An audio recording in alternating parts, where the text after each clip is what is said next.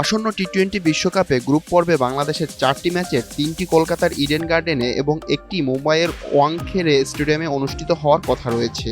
তবে আইপিএল থেকে বাংলাদেশি পেসার মুস্তাফিজুর রহমানকে বাদ দেওয়ার ইস্যুকে কেন্দ্র করে কঠোর অবস্থান নিয়েছে বাংলাদেশ ক্রিকেট বোর্ড বিসিবি।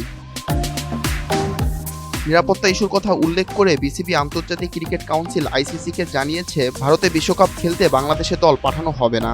একই সঙ্গে বাংলাদেশের ম্যাচগুলো অন্য ভেন্যুতে সরিয়ে নেওয়ার অনুরোধ জানিয়েছে বোর্ড। এ বিষয়ে ভারতের গণমাধ্যম আনন্দবাজার এর প্রতিবেদনে বলছে, টি-20 বিশ্বকাপে ভারত থেকে বাংলাদেশের ম্যাচগুলি সরিয়ে নেওয়ার প্রক্রিয়া শুরু করে দিয়েছে আইসিসি। বিশ্ব ক্রিকেটের নিয়ামক সংস্থার চেয়ারম্যান জয় শাহ নিজে নতুন সূচি তৈরির উদ্যোগ নিয়েছে বলে জানা গিয়েছে। এখন প্রশ্ন, এর ফলে ভারতীয় ক্রিকেট বোর্ডের আর্থিক ক্ষতি কতটা হবে বা আদৌ কোনো ক্ষতি হবে কিনা, পুরোটাই নির্ভর করছে আইসিসির সিদ্ধান্তের ওপর।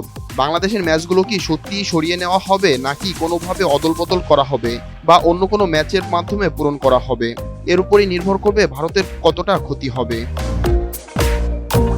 এক্ষেত্রে ভারতের গণমাধ্যম আনন্দবাজার 3টি সম্ভাব্য পরিস্থিতি উল্লেখ করেছে। সেখানে দেখানো হয়েছে ভারত কতটা এবং কিভাবে ক্ষতির মুখে পড়তে পারে। প্রথম পরিস্থিতিতে বলা হয়েছে, যদি বাংলাদেশের ম্যাচগুলি সরিয়ে নেওয়া হয় এবং কলকাতা ও মুম্বাইয়ে অন্য কোনো ম্যাচ না দেওয়া হয়, সেক্ষেত্রে টিকিট প্রতি 500 থেকে 1500 টাকা ধরে টিকিট বিক্রি বাবদ সম্ভাব্য ক্ষতির পরিমাণ 7 থেকে 30 কোটি টাকার মধ্যে হতে পারে।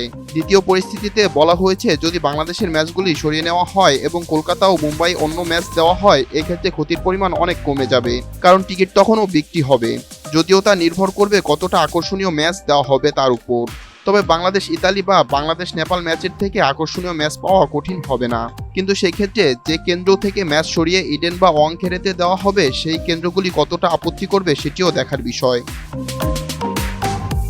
তৃতীয় পরিস্থিতিতে বলা হয়েছে, যদি ভারত ও শ্রীলঙ্কার সূচির মধ্যে কেন্দ্র অদলবদল করা হয়, অর্থাৎ আইসিসি যদি কেবল কেন্দ্র বা তারিখ অদলবদল করে ভারতের ম্যাচের সংখ্যা ঠিক রাখে, তবে ক্ষতির পরিমাণ হবে নগণ্য। সেক্ষেত্রে কেবল লজিস্টিক্স এবং নতুন করে পরিকল্পনার খরচটুকুই হবে। বিপ্লব শেখ, এনটিভি অনলাইন।